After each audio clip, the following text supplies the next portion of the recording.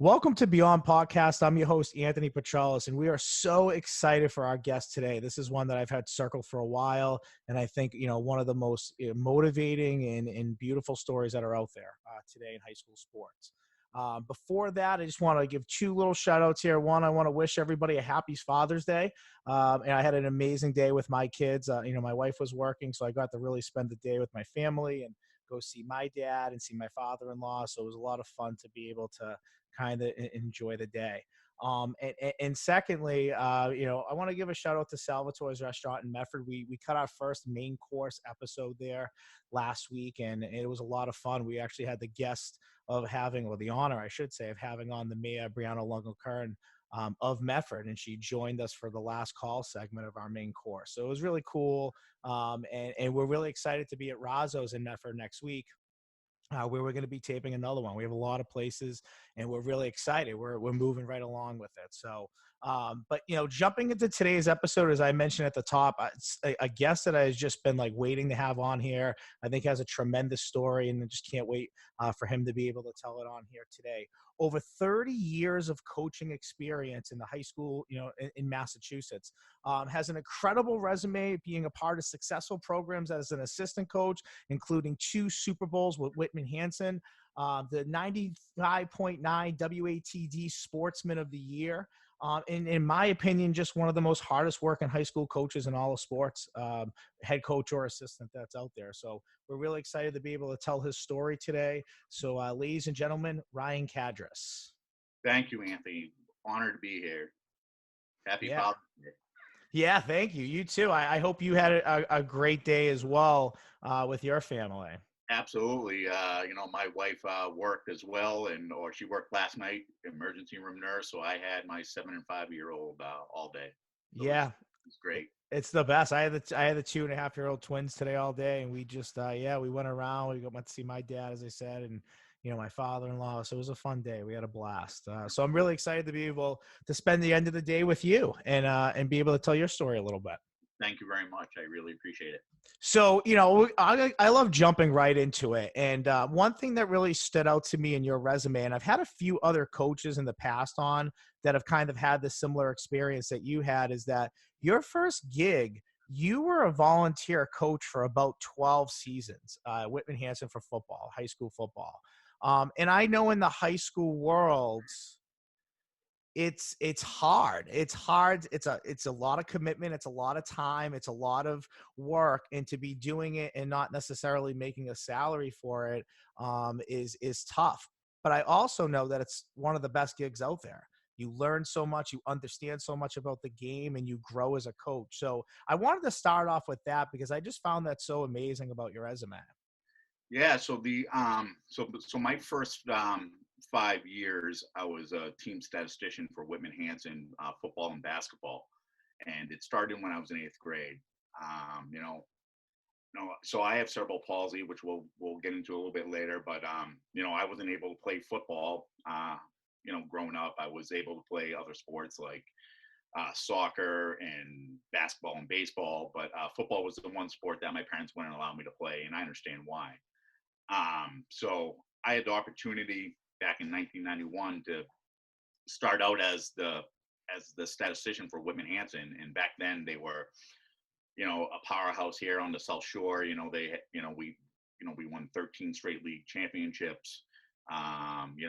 Multiple Super Bowl appearances. A couple Super Bowl titles, and so the first 5 years, as an 8th grader, then all through high school, I was the team statistician, and I got to learn a lot from legendary coach Bob Bancroft. And when it was time for me to graduate in 1996, I knew I was going local to Bridgewater State. I had a younger brother, Kevin, who was on the team, and I asked Bob, hey, this is something that I think I want to do. I'm going to go into teaching, and I want to coach. So do you mind if I stick around and continue doing your stats and stuff like that? And he was more than happy to oblige. And so about 2005, I didn't get a single dime. I mean, I got some cool team swag. And team swag's where it's at, right? Where it's at, and was able to, I was able to get 2 Super Bowl rings out of Whitman Hanson in 1994 as a junior.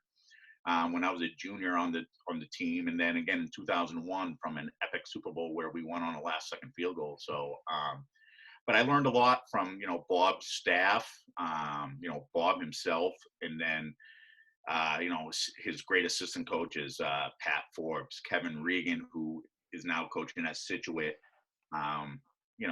Rick Rodman, who unfortunately passed away right before that 2001 Super Bowl. Mike Driscoll, who's the head coach. They're all people that I've learned from. And I told you a story the other day. I mean, I didn't think this was going to mount to anything. The first game I ever went to, 1991, we was against BR. I walked into the locker room as an 8th grader, and my father brought me in. The only coach I knew was Coach Pete Husker, because he was my Little League coach at the time, or back a few years. And Coach Bancroft would always schedule tough non-league opponents. And the first one was BR. And at halftime, I just remember going into the locker room. We were down, I think it was like 28-7 or something like that. And he's like, anyone that's played over to the left, anyone that hasn't over to the right. And I heard words that I can't repeat on the air, and I was like, oh man. So I was kind of nervous, whatever. The following week we went to Severian. We got crushed again. And I would always sit behind Bob, and he's like, let me take a look at your stats. And, I was new to this, and he's like, Ryan, if we had the stats you have, we would have won the game by 2 touchdowns, and I went home that day and I said, I don't want to do this anymore. Bob holds, whether you're a coach or a player, everyone accountable. So, the first 12 years was definitely a learning curve. We don't coach to get rich, so, No. I learned a lot, and it's not just about X's and O's, but how to handle kids and how to, just motivate kids Bob and Pat, Yeah. they're You coached under a lot of great guys. I mean, we'll touch upon another coach that you and yeah, I kind of have a connection with in a minute, but Bob's no slouch. I mean, he had like 200 wins. You won 2 Super Bowls, but you went to another 3, so a total of 5 during right. your tenure there as well. So some pretty good talent, some pretty good coaching. And like we said, like you learned the most from that, especially being a statistician. For me as a head coach, stats and numbers were really important because I felt like, kids, as I've coached, kids change. And one thing that sometimes you have to constantly work on is being able to communicate with kids. And what I've learned is that like social media and statistics and numbers are the things that kids look at now, because that's what professional sports is all about and collegiate sports is all about. So what you did is also really important, in what you learned about the game that a lot of coaches never even think about because they're too busy doing something else. You're watching the game from a much different perspective. Would you say that?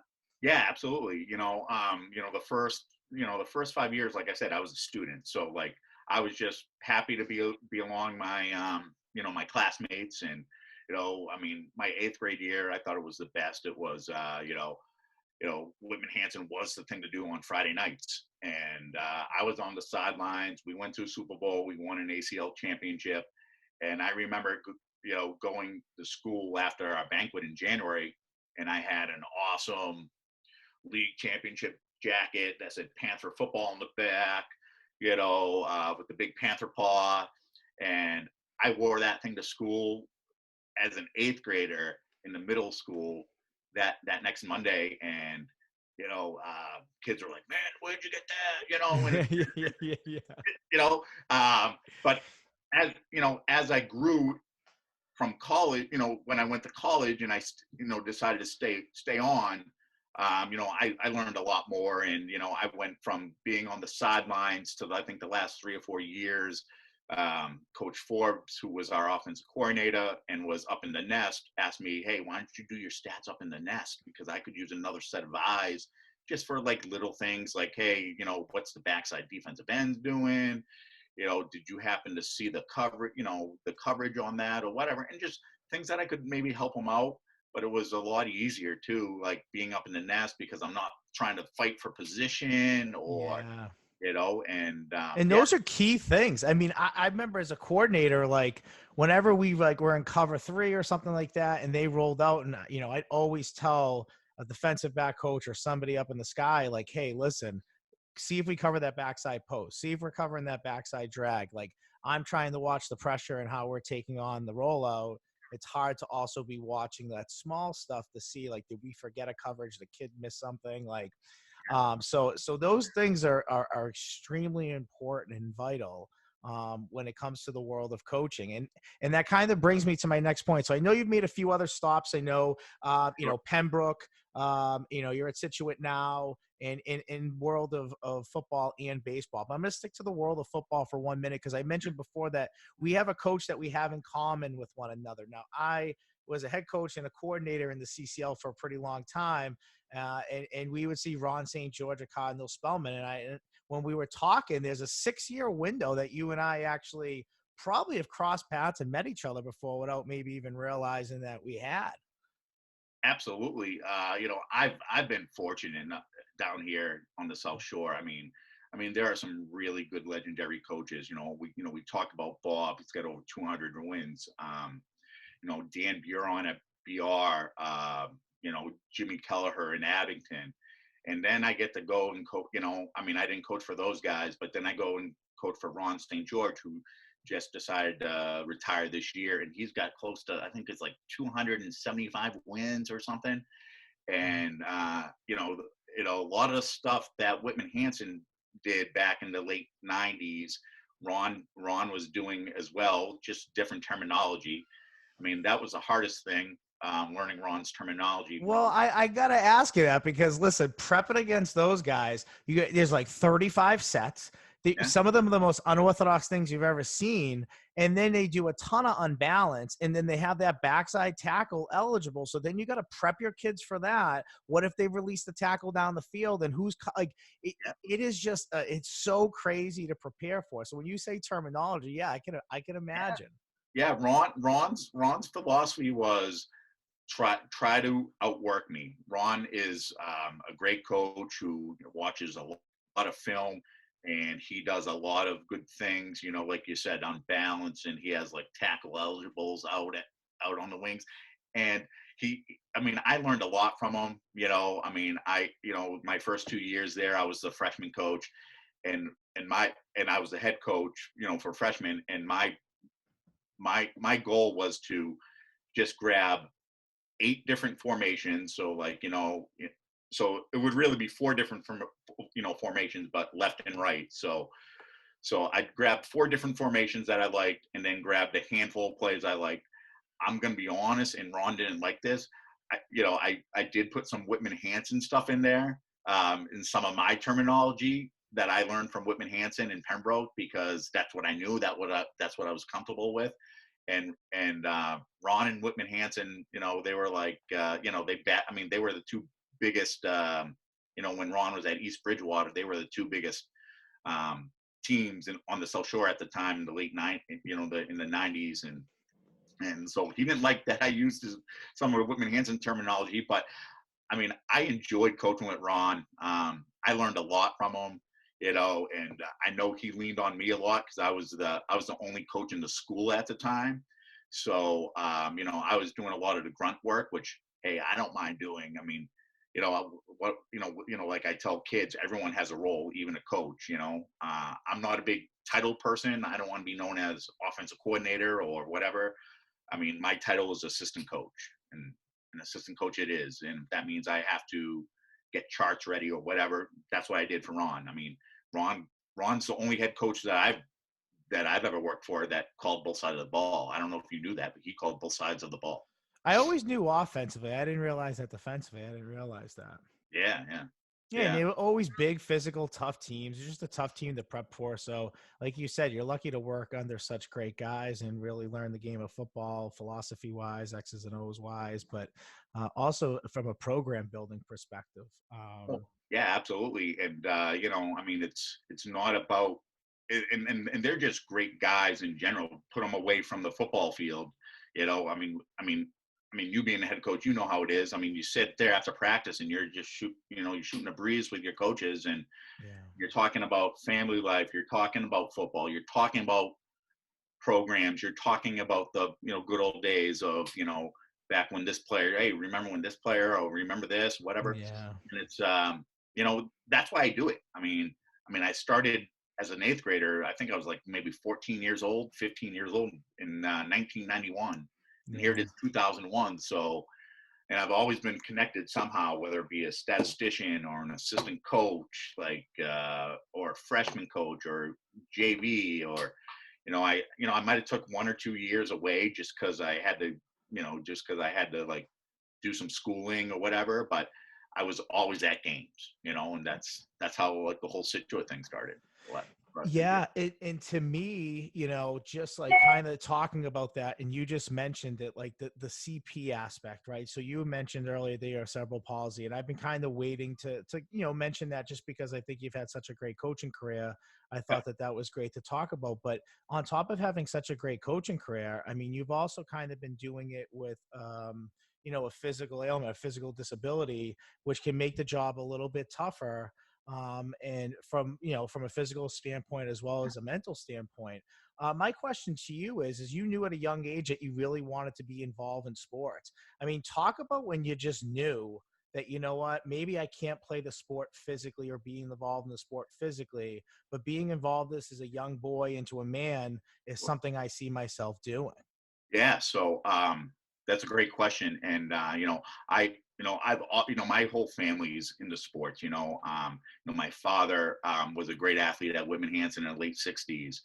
My mom was always involved in our little league stuff. My sister ran track, and she was a cheerleader, and then I have a brother.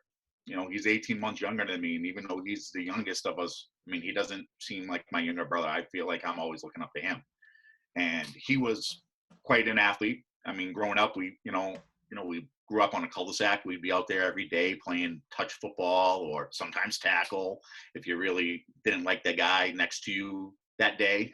Uh, and we played basketball and all that stuff. And, I was able to hold my own, and I played structured sports. Back then, there were no challenger leagues. There weren't challenger leagues for baseball. I played baseball. I coached baseball for a number of years, but I played baseball on the form of California, pitcher Jim Abbott, who also was on the USA team back in 1988. That's how I played baseball, and so I knew I was destined for sports. I mean, sports growing up. I mean, sports was around my household. It really got to about when I was like seventh or eighth grade. I mean, I could hold my own. I mean, I can shoot a little bit basketball wise. Baseball wise, I wasn't a great hitter. I was an okay fielder. I bunted, but I understood the game. And in football, obviously, like I told you, I wasn't able to play. Like I said, my brother was a good athlete. Football here in Hanson started at that time in third grade, and he didn't play his third grade year. And parents were like, "Hey, can you get Kevin to play? Can you get Kevin to play?" And Kevin's like, "I'm not playing because Ryan can't play." And I give them all the credit in the world. Yeah. And they came to me like, "Hey, Ryan, do you care if Kevin plays?" I said, "Nope." And that's how it started. And about seventh, eighth grade, I just really wanted to try it.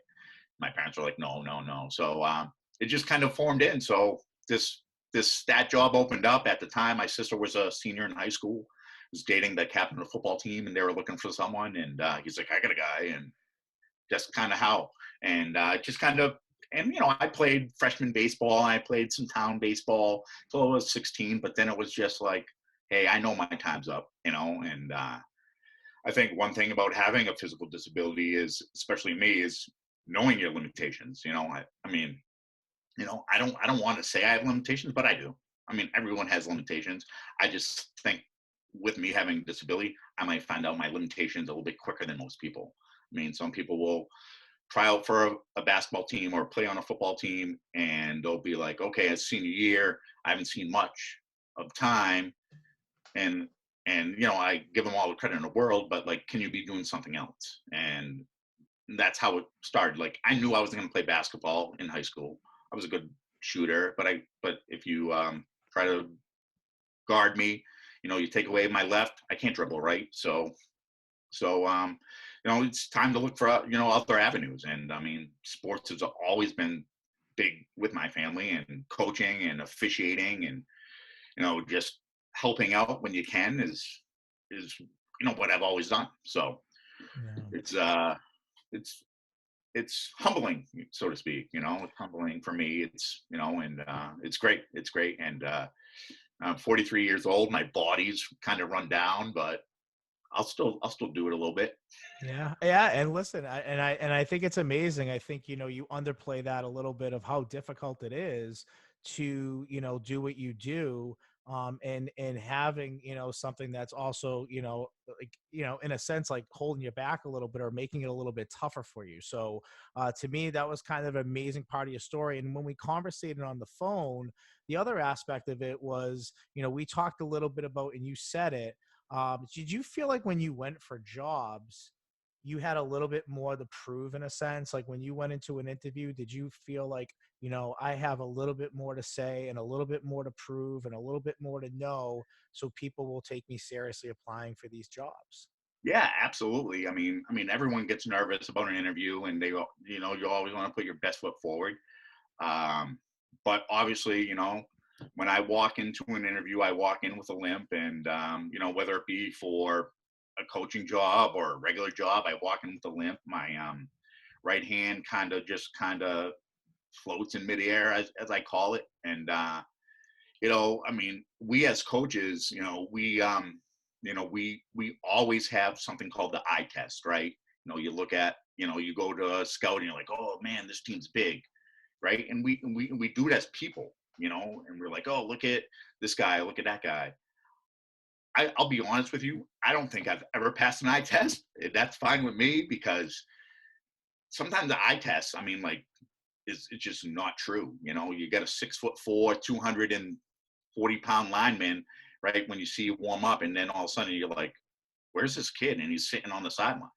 Yeah. So sometimes the eye test isn't true. And yeah, it's hard. It's hard. I mean, luckily, so when I went to Whitman Hanson, I was at Whitman Hanson for all those years. And then a couple of Whitman Hanson guys went over to Pembroke, and I just I kind of rode their coattails for a year. And then I went back to Whitman Hanson and back to Pembroke, and it wasn't anything but, at that point in time, I had done the volunteer thing from 1991 to 2004. And then I was actually finally offered a paying job. And I was like, and again, it's not about the pay for me, but it's nice. I mean, right now it's nice because, it pays for my kids' Christmas gifts. Yeah. Um, but, and it just came down to, like, I don't want to say it came down to money, but it just came down, but like, it just came down to the fact that, like, hey, someone's taking me serious. And yeah, it's tough. I can't tell you that it's not. I mean, a lot of people on the South Shore know me as unofficial too, and it's tough when you walk into a gym or whatever, and you walk with a limp, or like I call swag. Yeah. It's tough. It's definitely tough. But you got to try to prove yourself, and I mean, everyone proves yourself. And, I mean, everyone has to prove themselves, one way or other. I got to work a little bit harder, I think. But I mean, not saying that my fellow coaches don't work harder, but like, because I never played the game, and that comes up a lot. Oh, hey, you never played the game, so I don't think I can offer you this job. And what have you. But you got to work a little bit harder, a little bit more extra film study, or hey, hey, I'll do that stat, or I'll take the time to put this in the huddle or whatever. And it doesn't bother me, because I just want to be accepted, and I want to feel like I'm doing something. I don't want to be there. There are a lot of assistant coaches out there that just, they're happy to be there, but they don't have a duty. They just sit there on Friday nights, and they want to just be there. So, hey, I'm happy to just, be what Yeah. I'm, And I know those do what I'm coaches that they're the fans. I always say it's always a few absolutely. staffs that always have a few fans that stand on the sideline. And I think, like you said, no matter what, taking that beginning role seriously or whatever that role is that you have, being there and understanding the game and learning the game is really important, because if you have aspirations to keep moving up and wanting to, you said, like, be taken seriously, or maybe get a coordinator position, or, coach a position that you really want to coach, and you get the opportunity to do that, you got to kind of do the other grunt work first and learn the game and learn the process and learn, like I say, being on the other side of the sideline, like not being the player who's in the game and active, or being the person who's been a part of it for a really long time, but also understanding the program that you have in hands, and understanding that, and how your head coach wants to really develop the program. And in talking to you, I found a lot of different. I read there was an article in the Herald, article in the Sports Ledger, phenomenal articles about you, and I'm definitely going to put a link to my profile so people can read them and read a little bit more about you. But I pulled out two quotes in particular that I feel like summed you up pretty well, just from our pre-phone interview and talking a little bit now. It seems like one thing that you've taken with CP is that you have a sense of humor about it. And you're not out here saying, I can't do anything in life. It's almost the opposite. Like, you just want to work harder and grind harder and prove yourself as a person, which I love. And you kind of had a joke in one of your quotes. You said, the two things that people notice right off the bat is my limp that I have on my right leg, which I like to call my swag, which you mentioned earlier when we were talking. And then my hand kind of floats, like my wrist is always bent. And to me, it kind of showed your humor side to it. Am I correct to say that you are, you kind of get ahead of it in the sense of, you put out there, hey, listen, I know I have something going on here, and it's okay. Yeah, absolutely. And sorry if I get a little emotional here, but I mean, when people say that, I do get a little emotional, so I apologize. It's But okay. yeah, yeah. I mean, one of my big things is, if you can't laugh at yourself, who can you laugh at? And so I make jokes all the time. My good friends get it. They give me they give me jokes. There are some people that don't like me making jokes, and I get it. My brother being one, he's my brother's keeper, so to speak. He's like, oh, cut that out, and blah blah blah. You Yeah. know, I could go through life and be like, woe is me, but hey, this was the card I was dealt, and I got to play it. And sometimes when you ask for the other card, it's the joker card. So you got Yeah. to just kind of play it. You can't always get the ace of spades, or the king or whatever. And so I got this card, and once in a while you got to get a joker in there, and it's a coping mechanism. I'll be honest, but but I want people to realize, like, I'm a real guy. Like, I'm a guy that just wants to be um, wants to be appreciated, and a guy that wants to do well by his family. My two children, my wife, my parents, my siblings, and it's hey, it is what it is, man. Yeah. You gotta live life to the fullest, and who knows? I might not be here tomorrow, but I mean, gotta have some fun. Gotta have some fun. Well, that's it. And I think what you alluded to, you just kind of said, you talked about your family a little bit, because that's kind of the second quote that I Sure. pulled out of one of the articles as well. And I think, of all days, Father's Day is today. Here we are talking about it and how significant it is being a dad. And this is something that really stood out to me reading this when I read it, a few weeks back or a few months back, and then recently again as I was prepping, and obviously reading it now. I think this kind of also sums up the type of person that you are, and maybe why you do have some sort of sense of humor about it. It says, I want my kids and people to realize that everyone's different. People with disabilities want to be included. And that's how it started. I wasn't able to play a game, but I found a way to stay involved and to be included. I mean, it's a really powerful message. And I think that's something that really hit home with me, and just listening to that and reading that.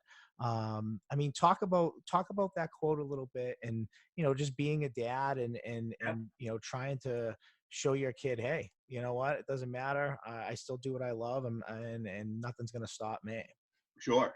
So I've got two children, Owen's 7, and I got a daughter, Chloe, who's 5. And I think it was last year, April, May, during the pandemic, we're all home, and Owen's big into whatever I'm doing. He wants to do. He's been on the sidelines with me, prior to games. He wants to go to practices. He's been to some baseball practices with me and whatever. And I just remember playing catch with him. And at the time he was 6, and we're getting ready for the T-ball season and whatever. And, we're playing catch. And like I told you, I play baseball like Jim Abbott. So I catch with my left hand, make a fist with my right, slide the glove on and off, boom, boom, boom. And he asked me the question. And I knew one day the questions were going to come. Now he understands that his father has a bad hand. My daughter, who's 5, understands dad has a bad hand, bad leg. And so the questions were going to come. And, and he's bright enough to realize what's going on, I think.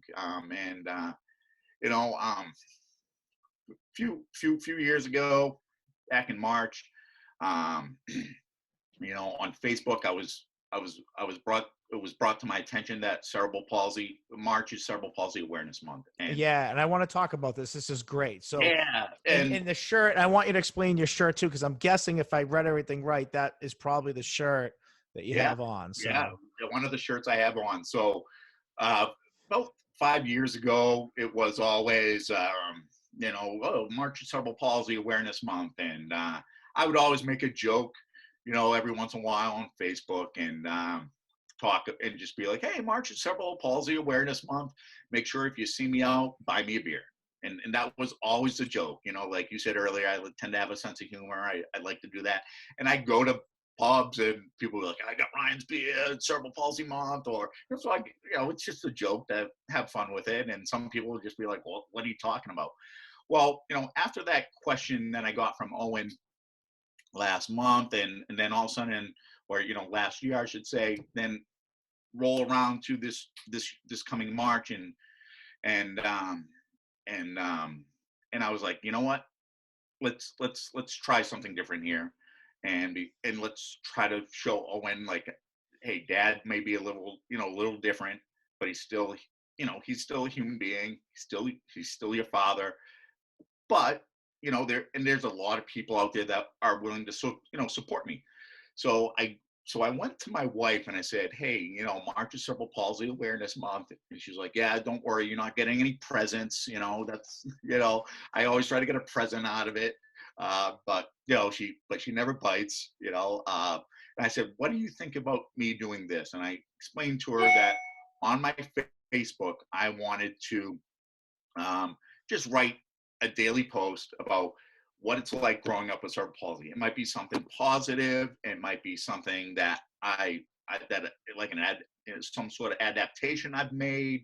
I remember writing something on the first day of football when the games came out, and it was really good. And after like the first 5 or 6, I'm getting like likes and I'm getting comments and everything. And then I kind of sat back and I said to myself, am I flooding people's Facebook too much? Because we all can do that, about, their comments about whatever, whether it be about, my comments are usually sports related, about the Celtics or the Patriots. Some people politics, whatever. Some people just throwing their junk on hey, I get a free table or a free couch, whatever. Right. So I went to lunch that day with one of my good friends. His name's Dan Biggins, and he's the owner and operator of Magoon Biggins Funeral Home in Rockland, Mass. And I said, and Dan's like my, besides my parents and besides my wife, he's my go-to. It's like he's one of my go-tos. And I sat down with him. We were having lunch. He's like, hey, I love what you're doing with these Facebook posts. And I said, do you think I'm flooding their people's pages? Because all of a sudden the likes start going down, or I've said it. I'm sure you've said it. Oh, there's Ryan again posting about his cerebral palsy.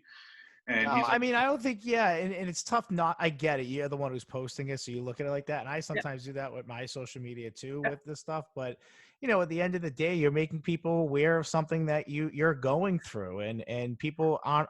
I mean, unless somebody's made aware of something, a lot of times people aren't aware of how tough or difficult something is. So Right. yeah, I mean, I get it, but I wouldn't look at it like that for sure. Yeah, and I wasn't trying to play like the pity card, like I want all your pity, because that's not me. I'm just trying to make people aware, like little things that I can't do, like I told you the other day, like I'd love to have a steak out, but I don't because I can't cut my own meat, and there's certain restaurants that will do it for me because they know who I am and what have you, local restaurants I visit all the time, or something like that, I mean, so anyways, so then my brain started thinking a little bit while I was with Dan, and Dan and his father, who has passed away, but had Bob Biggins, who was the owner of Magoons before that. They'd always do donations and stuff like that, for breast cancer and stuff. So I said, hey Dan, here's a crazy idea, would you be able to back it? And I said, March is Cerebral Palsy Awareness Month. Normally in October, teams are wearing pink for breast cancer, and I mean, you've had it as a head coach. They want to wear pink arm sleeves Oh and yeah. pink ribbons and socks. And I said, what if we did a cerebral palsy awareness? And he's like, what are you thinking? I go, I don't know. I go, I just want to give back to the sport that's given me so much. And I said, what if we just got T-shirts for Scituate football, where I'm currently at as a Herb Divine statistician, and there's no one better than Herb Divine on the South Shore in terms of a great guy. Yeah. He's just tremendous. So what if I get 60 T-shirts for the kids, and then another 60 for Whitman Hanson. Mike Driscoll's a good friend of mine, but that's my alma mater. That's where I got my start. It's where I mean, you saw the article. I still, even though I'm at Scituate, I bleed red and black. And Dan's an alma mater there, and he's like, let's do it. I said, you sure? He goes, yeah. So we had a couple T-shirts made up with the, like I just have like the Scituate logo here on the left chest, and Dan's like, do you care if I put my logo on the back or something? I said, no, that's fine. And to Dan's credit, he funded the whole thing.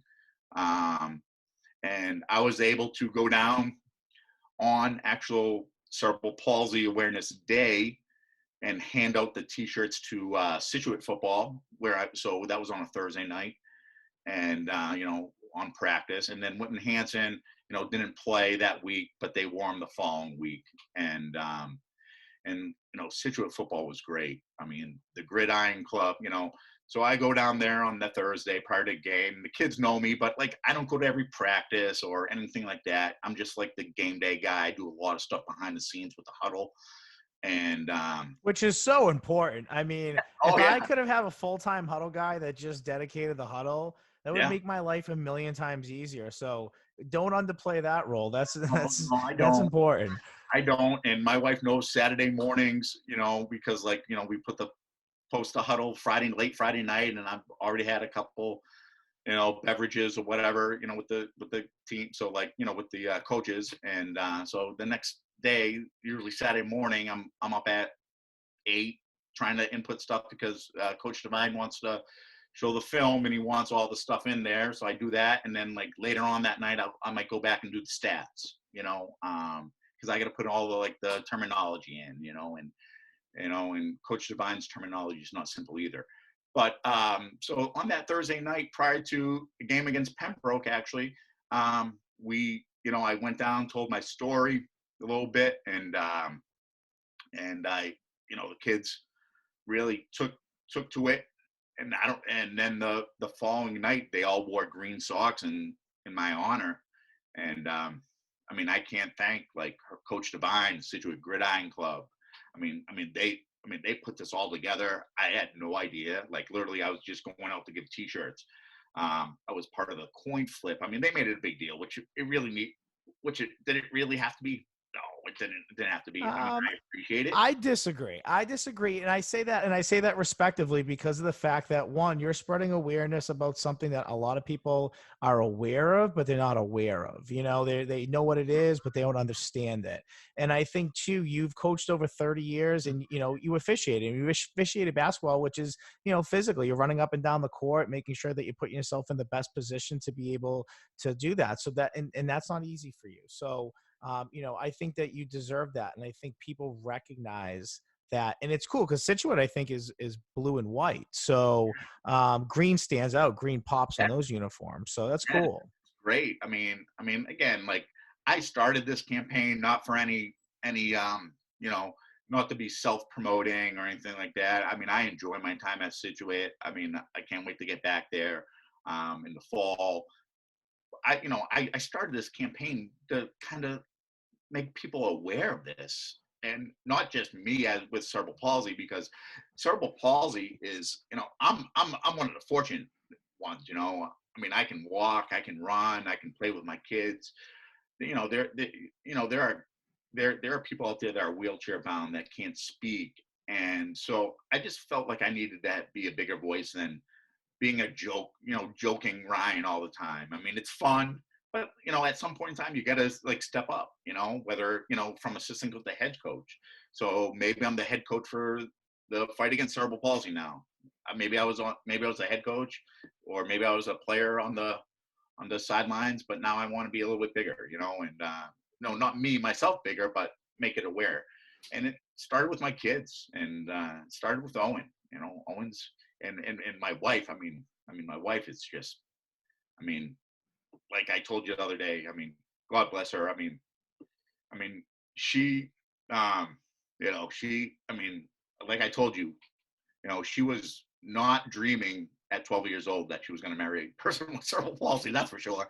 I mean, I do have the looks like George Clooney. I get that, but you know, it's I mean, everyone's been so great, and it's just it's so humbling, so humbling. Yeah, and I think she looked beyond that. She's looking beyond that. She's looking at the person of who you are and what you are and what you represent. And I think that that's I'm listen. I haven't known you very long, but I just talking to you and now talking to you again and seeing you in person, like yeah, like it's the type of person that you are for sure. And I think like I said, places like Scituate, and Situate's really interested in their sports. We had Matt Poirier here on a few months back the basketball coach, and I'll tell you, and I say this and I mean this, he's my most viewed episode I've ever had. Yeah, man. And people, I heard from everywhere about him after I interviewed him about how respected he is and great he is, and awesome that you got him on the show. So Scituate loves their sports for sure. Yeah,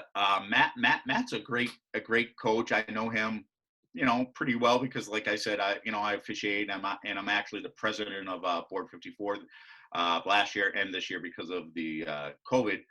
We kind of held everything into place, and I was supposed to give Matt the IBO Board 54 plaque that he received. I think it was last year or 2 years ago when his son was still a senior, and and and unfortunately, I had a game that night, and as much as I wanted to give the plaque, I was like, I think in fact, I think I was reffing Hanover and Brian Fisher, which was one of your like Yeah. another one of your guests. Matt's a good dude. I mean, he's I really enjoy talking basketball with him, and he's got a ball of energy, a ball of Yeah. energy. Now that award, that's like the officiating award for a coach that like kind of conducts themselves in their program. Yeah, Yeah. absolutely. And we Okay. try to give it to like a deserving coach around the area, something, and we have a couple other awards that we give, team awards, and for sportsmanship, and we give an official award, an award as like someone who's given back to the board the most, and stuff like that. So Well, it's Matt, funny, yeah, because Matt Poirier got it, but then I had a guest on, I want to say early January, February, and Matt Freeman, who yeah, was at Bishop Fien, who won that award when he was at Fien. yeah, So it's funny how many guests you're actually connected to on the show. It's I amazing, know. actually. Board 54. They do just. This is only. So I've been a referee for over 20 years. I started like 2000, and I just started getting on the executive board the last few years, and they were good, but the executive board's good, and Board 54 does a lot to promote the game of basketball, which is really good to see. That's awesome. Yeah, and it's crazy, just like I was saying, like playing, like connect the dots with a lot of these guests. You really, and even a lot of some of the other guests that we haven't even mentioned that you've coached. I mean, you've ref some of their games, so Yeah, it absolutely. was pretty cool to hear how many guests you were really kind of connected to on the show in a way. Yeah, I'm hoping that they don't comment about calls that I miss or whatever. I guess I could blame the cerebral palsy for that, but I just won't. Well, yeah, we'll see. We'll see if they write in being like, I know him as a ref. Oh my God. Right. Right. And so, to me, I like to always kind of end the show on a couple, questions that, I typically ask a lot of guests because I love the variety of answer and never get the same answer. But, what would be your advice to young coaches out there? And I'll even just tag along maybe young coaches out there who might be going something similar to what you've gone through, or may have some sort of physical disability that Sure. may make the job tougher. What would be some advice or words of wisdom that you think you would give them in pursuing what they want to do? Don't be in a rush. Don't be in a rush. Just learn, and there's always something to do. There's always something to do. There's stuff that we miss as coaches all the time, like hey, you got this. Oh no, or we left that at the school, whatever. Don't be in a rush. I mean, I think the biggest thing for me is because of my cerebral palsy. I'm very structured. I'm very structured because I don't have use of my right hand all that often. I can use it, but like I've got like 3 or 4 clipboards in my briefcase with offensive stats, defensive stats, stats for the papers, stats for this, and I go through that like the night before. Then I double check it like before I leave, and people see me walk in with like a backpack and then a briefcase and a computer and because I don't have use of my right arm, it functions. I can do things. I'm a I'm a good golfer, but I'm not great, but I can do things. But like clipboards and backpacks have literally saved my life, so to speak. It gives me that second hand, just like for you guys. But like everyone has a backpacker, but I usually carry 2 or 3 sometimes, and and they're like, what are you leaving home? I'm like, no, this is just how I have to do it, and they get it. But to young coaches, don't be in a rush, man. Like, just learn and don't be in a rush for a title. You're a title, no one's gonna just jump out as a head coach. Your title, everyone starts somewhere, and everyone's gonna start off an assistant.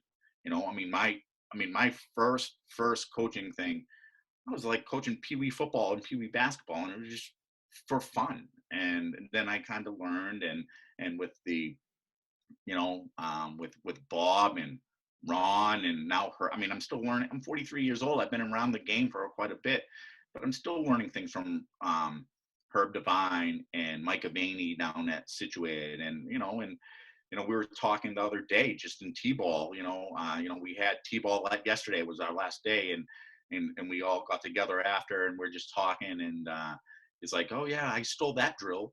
Oh yeah, well I stole that drill, and Ryan, I've stole like 5 drills from you because you've coached baseball, and it's just learn, sit back and learn. I'm still doing it. It's fun, and I'll always learn. Never stop learning, and don't be in a rush. That's and with someone with a disability, man, don't let someone shoot you down. I've had people shoot me down. It's not fun. I've had people tell me, oh yeah, after being a coach on their staff, oh no, I think I'm going to let you go because you've never played the game. And I'm like, well, that's kind of bad because why I can't play the game. Right. But you know, don't be in a rush and have fun. I always tell myself I'll step away when I'm not having fun. I've been at it for 30 years, like a lot of these guys. And granted, like not major roles like head coach or whatever, but I'm still around. I still want to go out and on Friday nights and chart plays. It's not the glorious job in the world, you know, but Yeah. I don't get to call an offensive play. I don't get to call a defensive play, but I still want to be around. So have fun with it. Absolutely. And I think that that's great advice. I mean, young coaches, I think, sometimes don't realize that it doesn't matter like when you start out or what your job is. Like, you're going to always be the bottom of the barrel, and that's how you got to learn. And I think sometimes you get coaches out there that might have played the game or played in college and want to come in and do more, and I can understand that and respect that. But there's just so much you need to learn from a behind the scene perspective, how to deal with kids and balance everything, and learn. I agree with you. Yeah. And obviously with coaching, even at a young age, comes sacrifice and comes, you're in your high school days, you're spending Friday nights, being a statistician for a team where most kids are in the stands, hanging out with their friends, doing whatever. Same thing when it gets to college age, same thing in your early 20s, late 20s. You're sacrificing and you're putting yourself around sports. I mean, talk about the sacrifice and commitment you maybe make in life a little bit to be able to balance to do all the things that you love and enjoy so much.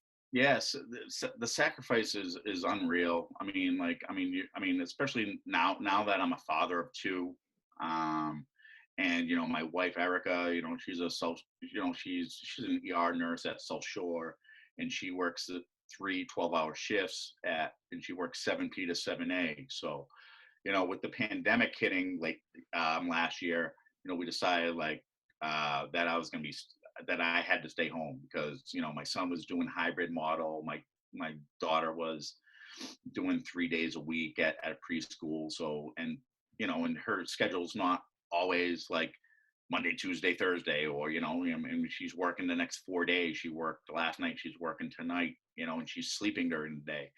Uh, yeah, the sacrifice is huge. I mean, I can't. I mean, there's a lot of nights that my wife is home alone with these guys if I'm refing or if I'm coaching. I mean, there's times I've had to get babysitters, and I mean, luckily, yeah, I'm in a neighborhood and that has a lot of kids that will babysit, or I've got some coaching friends that have daughters that are babysitters, and it's huge. There's and coaching with Ron, I love him.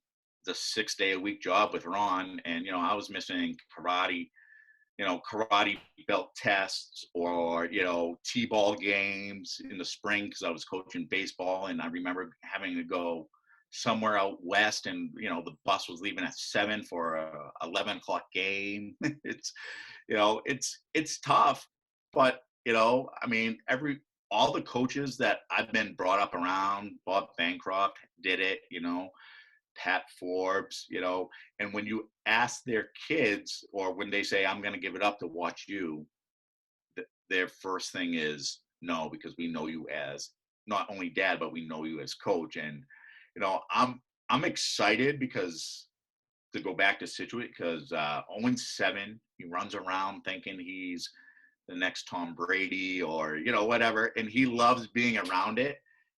Last year, because of the pandemic, he couldn't, but I'm excited to have him around. Hopefully, maybe he can be a water boy or a ball boy or something, because Yeah. it's nothing, and it's a sacrifice, man. I mean, you were a head coach, so that's a lot more.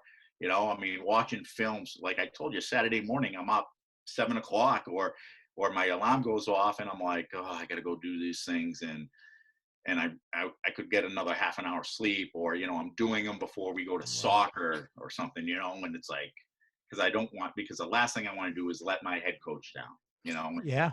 Yeah, and I get that. I get that Friday night into Saturday morning, and sometimes you don't even sleep because you're watching film because you know what you have coming up next week, or you just got to figure out what happened that night. That right, you maybe didn't play that well. exactly. Yeah. I'll say this: Ron St. George always says he hates the Saturday afternoon games because it'd be like, You lose a day. yeah, but let's say you play at 1, the game's over at 3, you lose. Now you're like at 4 o'clock, 4 o'clock, you're upset. And that whole night, you know, you're thinking that, the Friday night games are great because, you 9 o'clock game ends, you lose, you go out, have a pizza, cold beer, whatever. And then, yeah, you're upset, but like you get away for a little bit. But usually the 4 o'clock after, I'm It's not hard. going out. I'm going back to my family, and And like, some people say, oh, I'm so mad I could kick the dog.